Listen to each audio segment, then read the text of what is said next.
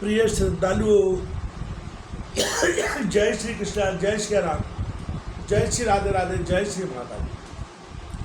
महिषासुर के मंत्री के साथ देवी की बातचीत और मंत्री का लौटकर महिषासुर को देवी का संदेश कहना, महिषासुर का मंत्रियों से परामर्श और महिषासुर के द्वारा ताम्र को देवी के पास भेजा जाना। व्यास जी कहते हैं, महाराज, भगवती जगदम्बा श्रेष्ठ स्त्री के रूप में विराजमान थी। महिषासुर के मंत्री की बात सुनकर वे मुस्कुराती हुई मेघ की भांति गंभीर वाणी में उससे कहने लगी। देवी ने कहा, मंत्रीवर, तुम्हें यह निश्चित रूप से समझ लेना चाहिए कि मैं देवताओं की जननी हूँ। मेरा नाम महालक्ष्मी है। संपूर्ण दैत्यों को मारने के लिए ही मैं प्रकट होती हूँ। महिषासुर का वध करने के लिए समस्त देवताओं ने मुझसे प्रार्थना की है। उस दानव राज के कारण देवता अत्यंत कष्ट भोग रहे हैं। इस समय उन्हें यज्ञ में भाग भी नहीं मिल रहा है, इसलिए आज मेरा यहाँ आना हुआ है। मंत्रीवर, मैं महिषासुर के मारने के प्रयत्न में लगी हूँ। मैं अकेली ही नहीं हूँ, मेरे साथ विपुल सेना है। अनक, तुमने जो राजसाम नीति का प्रयोग करके आदरपूर्वक मेरा स्वागत किया है, मीठे वचन कहे हैं, इससे मैं तुम पर संतुष्ट हूँ। अन्यथा निश्चय जानो, मेरी दृष्टि प्रलयाग्नि की तुलना करने वाली है। उसके प्रभाव से तुम्हारे प्राण नहीं बच सकते। अब तुम मेरी बात मानकर उस पापी महिषासुर के पास जाकर उससे यह वचन कहना। यदि तुझे प्राणों का लोभ हो तो अभी तुरंत पाताल चला जा। तू नहीं जाना चाहेगा तो तुझ अपराधी एवं दुष्ट को मैं सम्रांगण में मार डालूंगी। मेरे बाण से तेरे शरीर की धज्जियाँ उड़ जाएंगी। तेरे लिए यमराज के घर जाना आवश्यक हो जाएगा। मेरी इस दयालुता को समझकर तू इसी क्षण इस लोक से विदा हो जा। मूल तेरे मर जाने पर देवता स्वर्ग पर अधिकार प्राप्त कर लेंगे। अतएव सागर पर्यंत इस पृथ्वी का परित्याग करके तू अकेला ही यहाँ से हट जाने की व्यवस्था कर ले। मूर्ख, मेरे बाण तेरे शरीर को लक्ष्य बनाए। इसके पूर्व ही पाताल चले जाने में तेरी कुशल है। असुर, यदि तेरे मन में युद्ध करने की इच्छा हो तो अभी अपने संपूर्ण महाबली वीरों के साथ यहाँ चला। मैं तुझे यमराज के घर भेजने के लिए उद्यत हूँ। और प्रचंड मूर्ख, तेरे जैसे असंख्य दानवों का प्रत्येक युग में मैंने वध किया है, वैसे ही तुझे भी सम्रांगण में मार डालूंगी। तू मेरे शस्त्र धारण को सफल कर दे। मूर्ख, तू महान दुराचारी है। ब्रह्मा के द्वारा तुझे जो वर मिल गया है उसका अभिमान ना कर। केवल स्त्री ही तेरा वध कर सकती है, यह निश्चित जानकर तूने प्रधान देवताओं को असीम कष्ट पहुंचाया है। अस्तु, ब्रह्मा का वचन सत्य करना परम आवश्यक है। अतएव अनुपम स्त्री का रूप धारण करके तुझ अपराधी को मारने के विचार से ही मैं यहाँ प्रकट हुई हूँ। मूर्ख, यदि तुझे जीने की इच्छा हो तो आज ही देवताओं के स्थान को छोड़कर पाताल में, जहाँ सांपों का साम्राज्य है, स्वेच्छापूर्वक चला जाए। व्यास जी कहते हैं, महिषासुर का वह प्रधानमंत्री भी शूरवीर था। देवी की बात सुनकर उसने सारगर्भित उत्तर देना आरंभ किया। देवी, तुम अभिमान में चूर रहने वाली स्त्री के समान बातें करती हो। कहाँ तुम और कहाँ वे दानवराज। भला इस प्रकार का अनुचित युद्ध कैसे हो सकता है? तुम अकेली स्त्री हो, अभी जवानी के प्रथम सोपान पर तुम्हारा प्रवेश हुआ है। तुम्हारे सभी अंग कोमल हैं। उन महिषासुर के शरीर की आकृति बड़ी विशाल है। अतः बड़ी कठिनता से उनके साथ तुम्हारी मित्रता हो सकती है। महिषासुर के पास हाथी, घोड़े और रथों से परिपूर्ण अनेक प्रकार की सेना है। भांति भांति के आयुध लिए पैदल सैनिकों की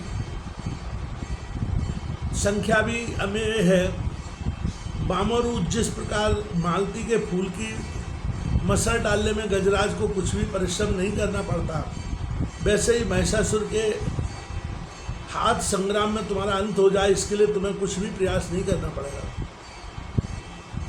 हमारे राजा साहब देवताओं के महान शत्रु हैं, किंतु तुमने उनकी अटूट श्रद्धा है। अतएव सामनो दान नीति का प्रयोग करके ही मैं तुमसे बातें करना उचित समझता हूँ। नहीं तो तुम मिथ्या भाषण करती हो, व्यर्थ के अभिमान में भरकर अपनी चतुरता दिखाती हो। तथा रूप एवं यौवन का तुम्हें अभिमान हो गया है। यह मानकर मैं तुम्हें आज ही बाण के द्वारा मृत्यु के मुख में झोंक देता। तुम्हारे रूप में जगत के रूपों को तुच्छ करने की योग्यता है, इसे सुनकर मेरे महाराज मोहित हो गए हैं। उनकी प्रसन्नता के लिए ही तुम्हारे प्रति मेरे मुख से अत्यंत मधुर वाणी निकल रही है। विशाल लोचने, उनके संपूर्ण राज्य और धन पर तुम्हारा अधिकार रहेगा। वे तुम्हारे सेवक होकर रहेंगे। मृत्युदायी क्रोध का परित्याग करके तुम उनसे प्रेम भाव बनाने की कृपा करो। भामिनी मैं भक्तिपूर्वक तुम्हारे चरणों पर पड़ा हूँ। सुस्मिते, तुम्हें शीघ्र ही राजा महिषासुर की पटरानी बन जाना चाहिए। अविकल रूप से त्रिलोकी की सारी संपत्ति तुम्हारे अधीन रहेगी। महिषासुर से संबंध हो जाने पर संसार जन समस्त सुख तुम्हारे लिए सुलभ हो जाएंगे। देवी ने कहा, मंत्रीवर सुनो, मैं शास्त्र की मर्यादा के अनुसार चतुरता का आश्रय लेकर वाक्यों का बिल्कुल सार अर्थ तुम्हें बताती हूँ। मेरी समझ में आ गया है तुम महिषासुर के प्रधानमंत्री हो। तुम्हारे इन वचनों से स्वतः सिद्ध हो रहा है कि तुम्हें भी पार्श्विक बुद्धि ही प्राप्त है, जिसके द्वारा तुम जैसे मंत्री हैं वह भला बुद्धिमान कैसे हो सकता है। तुम दोनों एक समान हो। ब्रह्मा ने तुम्हारी अच्छी जोड़ी मिलाई है। मूर्ख, मेरे विषय में तुमने जो कहा है स्त्री स्वभाव वाली हो, सो विचार पूर्वक देखो तो क्या मैं पुरुष नहीं हूँ? मैंने स्वाभाविक गति से स्त्री का वेश धारण कर लिया है। तुम्हारे स्वामी स्त्री के हाथ अपनी मृत्यु मांग चुके हैं। उसे पूरा करने के लिए ही मुझे ऐसा करना पड़ा है। इससे मैं समझती हूँ कि वह प्रचंड मूर्ख है। वीर रस के तत्व से वह निरंतर अपरिचित रहा है। स्त्री के हाथ से मरना पराक्रमहीन के लिए भले ही सुखकर प्रतीत हो, सूरवीर के लिए तो वह महान कष्टप्रद है। ऐसी निंद मृत्यु स्वयं बुद्धिमान बनने वाले तुम्हारे स्वामी महिषासुर ने मांगी है। इसलिए स्त्री का रूप धारण करके उस कार्य को संपन्न करने के विचार से ही मैं यहाँ उपस्थित हुई हूँ। तुम्हारे धर्मशास्त्र विरोधी वाक्यों से मैं कैसे डर सकती हूँ? जिस समय प्रारब्ध प्रतिकूल हो जाता है उस समय तृण में भी वज्र जैसी अप्रतिहत शक्ति उत्पन्न हो सकती है। साथ ही देव के अनुकूल होने पर साक्षात वज्र भी रूढ़ के समान हल्का पड़ जा सकता है। जो स्वयं अभी मृत्यु के मुख में जा रहा है उसका अपार सहन को अनेक प्रकार के अस्त्र शस्त्रों अथवा दुर्ग सेवन आदि प्रपंचों से क्या प्रयोजन सिद्ध हो सकता है। जिस समय देह और देही का संबंध होता है उसी क्षण सुख दुख और मरण ये सभी लिखे जाते हैं। दैव जिसकी मृत्यु जिस प्रकार निश्चित कर देता है उसकी उसी प्रकार मृत्यु होना अनिवार्य है। उसे कोई टाल नहीं सकता। इस विषय में संदेह नहीं करना चाहिए। यहाँ तक कि ब्रह्मा प्रवृत्ति महान देवताओं को भी जीवन और मरण जिस समय जिस प्रकार से निश्चित है उस समय उसी प्रकार से स्वीकार करना पड़ता है। फिर अन्य जीवों के संबंध में क्या विचार किया जाए? जो देवता स्वयं मरण धर्म में है, उनके वरदान से जिन्हें यह अभिमान हो जाए कि हम मर नहीं सकते, वे निरे मूर्ख ही है। उनकी बुद्धि मारी जा चुकी है। अतएव तुम शीघ्र ही अपने राजा के पास जाओ और उसे मेरी बातें सुना दो। फिर वह तुम्हें जो आदेश दे वैसा ही करना। तुम्हें यदि प्राणों का मोह हो तो इंद्र स्वर्ग का राज्य करे, देवताओं को भविष्य प्राप्त करने का अवसर मिले और तुम लोग रसातल चले जाओ। मूर्ख, संभव है दुराचारी महिषासुर के विचार इसके विपरीत हो। उस अवस्था में तुम लोग मेरे साथ युद्ध कर सकते हो। सभी प्रधान देवता संग्राम में परास्त हो चुके हैं। तुम्हारी यह मान्यता निर्मूल है, क्योंकि देववश ब्रह्मा जी ने बल दे रखा था, इसी कारण वह परिस्थिति आ गई थी। व्यास जी कहते हैं, भगवती जगदम्बा की बात सुनकर महिषासुर के प्रधानमंत्री ने विचार किया, अब मुझे क्या करना चाहिए? युद्ध करना ठीक है अथवा महाराज के पास लौट चलना? मेरे महाराज अवश्य कामातुर हो रहे हैं। उन्होंने इस स्त्री के साथ विवाह करने के उद्देश्य से ही मुझे यहाँ भेजा है। तब मैं उनकी मानसिक सरसता को भंग करके उनके पास कैसे जाऊँ? अतः सर्वोत्तम यही है कि बिना युद्ध किए ही राजा के पास पहुंचूं और उनसे निवेदन कर दूं कि वे शीघ्र स्वयं यहाँ आने का प्रबंध करें। वे महाराज महिषासुर बुद्धिमानों में श्रेष्ठ है, उनके पास बहुत से निपुण मंत्रियों का समाज है, उनके साथ बैठकर वे कर्तव्य के विषय में निश्चित विचार कर लेंगे। सहसा इस स्त्री के साथ युद्ध करना मेरे लिए अनुचित है, क्योंकि हारो जीत दोनों ही स्थितियों में महाराज का अप्रिय होने की ही संभावना है। संभव है यह स्त्री मुझे मार डाले, अथवा जिस किसी उपाय से मैं ही इसे मारने में सफलता प्राप्त कर लूं, तब भी तो मैं राजा महिषासुर का कोपभाजन ही बनूंगा। अतः बहिन चलकर देवी की कही हुई सब बातें महिषासुर को सुना दूं, यही मेरे लिए हितकर होगा। फिर उनको जो रुचे वही करें। व्यास जी कहते हैं, इस प्रकार विचार करके वह बुद्धिमान मंत्री राजा महिषासुर के पास लौट आया और प्रणाम करके उसने यूँ कहना आरंभ किया। मंत्री ने कहा, राजन, सिंह पर बैठी हुई वह देवी वस्तुतः बड़ी सुंदरी है। 18 भुजाओं के कारण उसका विग्रह अत्यंत सुरम प्रतीत हो रहा है। उसने भुजाओं में अस्त्र शस्त्र धारण कर रखे हैं। महाराज, मैंने उस देवी से यूँ कहा, भामिनी, तुम राजा महिषासुर की सेवा में चलो, वे त्रिलोकी के स्वामी हैं, तुम उनके प्रेयसी रानी बनने का अवसर प्राप्त करो। तुम ही उनकी पटरानी बनोगी, यह बिल्कुल निश्चित है। वे तुम्हारे बसवर्ती बनकर आज्ञा पालन करने में सदा तत्पर रहेंगे। सुंदरी महिषासुर को अपना स्वामी बनाकर दीर्घ काल तक त्रिलोकी की संपत्ति भोगो और स्त्रियों में सबसे अधिक भाग्यशाली बनने का अवसर प्राप्त करो। मेरी उपयुक्त बातें सुनकर विशाल नेत्रों वाली वह देवी पहले तो अहंकार के बस होकर किंग कर्तव्य विमूढ़ सी हो गई। फिर हंसकर उसने मुझसे कहा, भैंस के पेट से पैदा हुआ महिषासुर पशुओं से भी गया गुजरा है। मैं देवताओं का हित करने के विचार से उसे देवी के बलि चढ़ा दूंगी। अरे मूर्ख, जगत में कौन ऐसा मूढ़ स्त्री है जो भैंस को पति बनाए? फिर मुझ जैसी विवेकवती स्त्री उसे कैसे स्वामी बनाने में विचार कर सकती है? सींग वाली भैंसी उस सींग वाले भैंसे को अपना पति बनाया करे। मैं उस भैंसी की भांति डकराती हुई उसे पति नहीं बना सकती। मैं तो सम्रांगण में उपस्थित होकर उसके साथ युद्ध करूंगी। मेरे हाथ देवताओं से शत्रुता करने वाला महिषासुर काल का कलेवा बन जाएगा। दुष्ट, यदि तुझे जीने की इच्छा हो तो पाताल भाग जा। राजन, उस स्त्री ने बड़ी कठोर बातें मुझसे कही हैं। उन्हें सुनकर बहुत विचार करने के पश्चात मैं वहाँ से लौट आया हूँ। रसभंग हो जाने की आशंका से मैंने उसके साथ युद्ध नहीं छेड़ा। आपकी विशेष आज्ञा पाए बिना ऐसा व्यर्थ उद्यम में कैसे कर सकता था? राजन, भाई सुंदरी असीम बल के अभिमान में चूर है। भविष्य में क्या होगा यह बात मेरी समझ से बाहर है। स्वयं आप ही इसका निर्णय करें।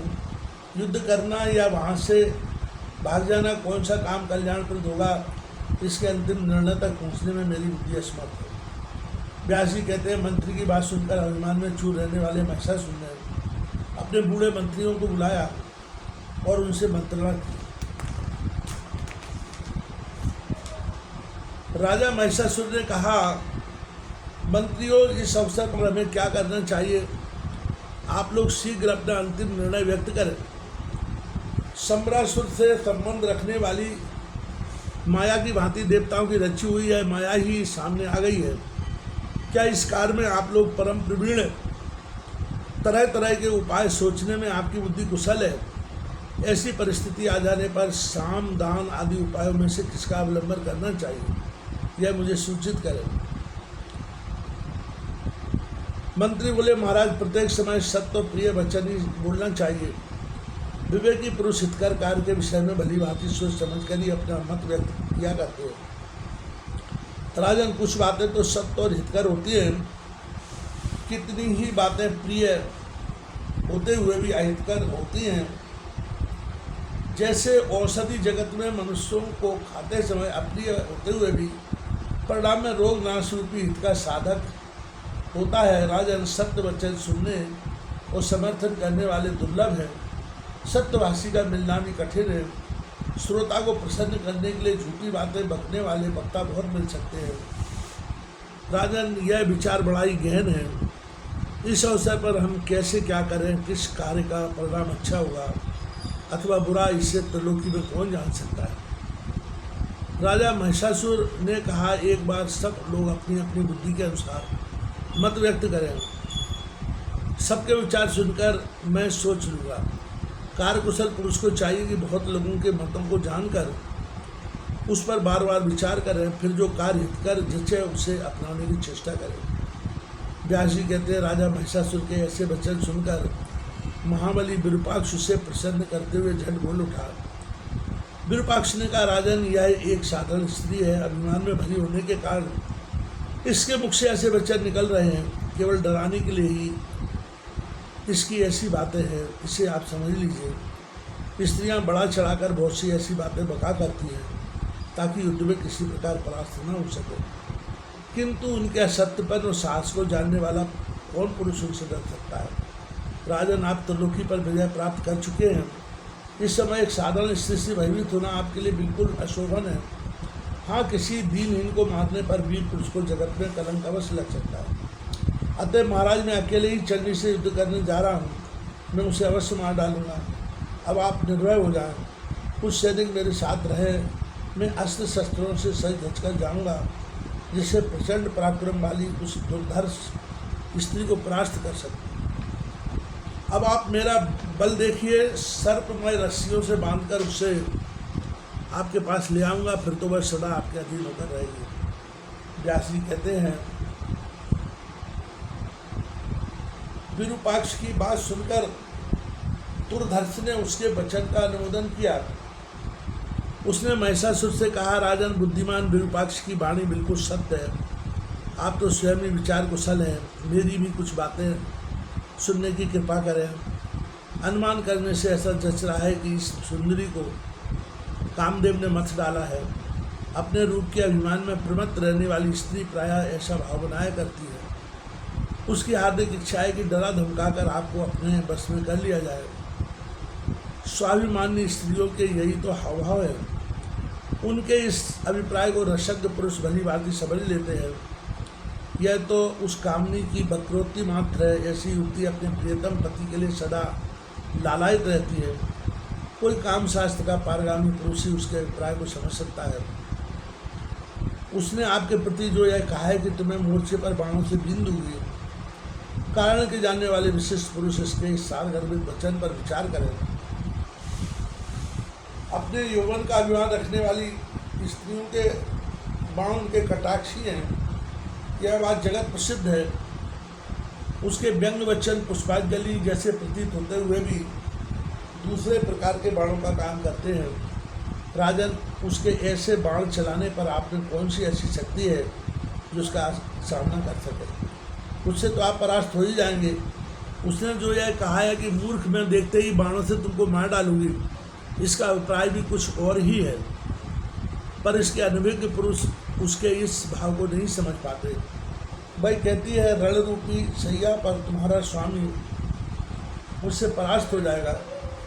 उसका यह कथन विपरीत रति के अभिप्राय से हुआ है। यूँ समझना चाहिए उसने जो कहा है, तुम्हारे स्वामी के प्राण हर लूँगी, भाई भी ठीक ही है। राजन, वीर को ही प्राण कहते हैं। वीर के अभाव में शरीर नष्ट प्राय हो जाता है। इस विशेष व्यंगोक्ति से वह सुंदरी स्त्री आपको पति चुन रही है। रस शास्त्र के पारगामी विद्वान पुरुष विचार पूर्वक इस कथन के अभिप्राय को समझ रहे हैं। महाराज, इस रहस्य को जानकर आपको भी रसयुक्त व्यवहार करना चाहिए। इसके लिए साम और दान, ये दो ही उपाय समीचीन है। वह सुंदरी क्रोध अथवा अभिमान में भरी रहने पर भी आपके अनुकूल हो जाएगी। उसी के समान मीठी वचनों का प्रयोग करके मैं उसे आपके पास ले आऊँगा। राजन, बहुत कहने से क्या प्रयोजन है? उसे आपके बस में कर देना मेरे लिए परम कर्तव्य हो गया है। मैं अभी जाता हूँ और ऐसा प्रयत्न करूँगा कि वह स्त्री दासी की भांति निरंतर आपकी सेवा में तत्पर हो जाए। व्यास जी कहते हैं, विरूपाक्ष की ऐसी बातें सुनकर रहस्य के पूर्ण जानकर ताम्र ने महिषासुर से कहा, राजन, आप मेरी कुछ बात सुनने की कृपा करें। मैं प्रमाण युक्त धार्मिक बात कहता हूँ जो रस और नीति से भी संयुक्त है। यह स्त्री पूर्ण विदुषी जान पड़ती है। काम से आतुर होकर आपसे प्रेम करने के लिए इसका आगमन नहीं हुआ है। माना उसके कहे हुए कोई भी वचन व्यंग्यात्मक नहीं है। महाभाव बिना किसी सहायक को लिए ये नवयुक्ति स्त्री ने आने का साहस किया है। ये कैसी विचित्र बात है। मन को मुग्ध करने वाली इस देवी का रूप भी बड़ा विलक्षण है। त्रिलोकी में किसी ने भी 18 भुजा वाली स्त्री को न कभी सुना है और न देखा ही है। इस कल्याणी में असीम पराक्रम भरा है। राजन, जितनी भुजाएं हैं उतने ही सुदृढ़ आयुधों को उसने ढाल कर रखा है। मेरी समझ से सारी बातें काल की करतूत है। अब निश्चय ही कुछ प्रतिकूल घटनाएं घटने वाली हैं। मैंने रात में स्वप्न भी अनिश्चित सूचक ही देखा है। इससे मुझे जान पड़ता है अब यमराज का डेरा यहाँ जम गया है। रात बीत चुकी थी, उषा काल हो गया था। उसी समय मुझे स्वप्न में दिखाई पड़ा है घर के आंगन में काले रंग की साड़ी पहने हुई कोई स्त्री विलाप कर रही है। यह मृत्यु सूचक स्वप्न विचारणी है। रात में भयंकर पक्षी घर घर घूमकर रो रहे हैं। इससे मैं जानता हूँ कोई भयानक अनिष्ट का कारण अवश्य उपस्थित होने वाला है। परिणाम भी दृष्टिगोचर हो रहा है, जो कि वह स्त्री युद्ध करने के लिए निश्चित विचार करके आपको बुला रही है। राजन, यह स्त्री न मानुषी है, न गांधर्वी और न आसुरी। इसे देवताओं की रची हुई माया समझना चाहिए। मोहित करना इसका स्वाभाविक गुण है। इस अवसर पर मन में कायरता लाना अवश्य अवांछनीय है। जो कुछ भी हो, युद्ध करना ही समुचित है। जो होना है वह तो होकर ही रहेगा। प्रारब्ध से संबंध रखने वाले अच्छे अथवा बुरे फल को कौन जान सकता है, इस विषय में सभी अनभिज्ञ हैं। अतः मेधावी पुरुष को चाहिए कि विचार पूर्वक धैर्य धारण करके स्थिर बना रहे।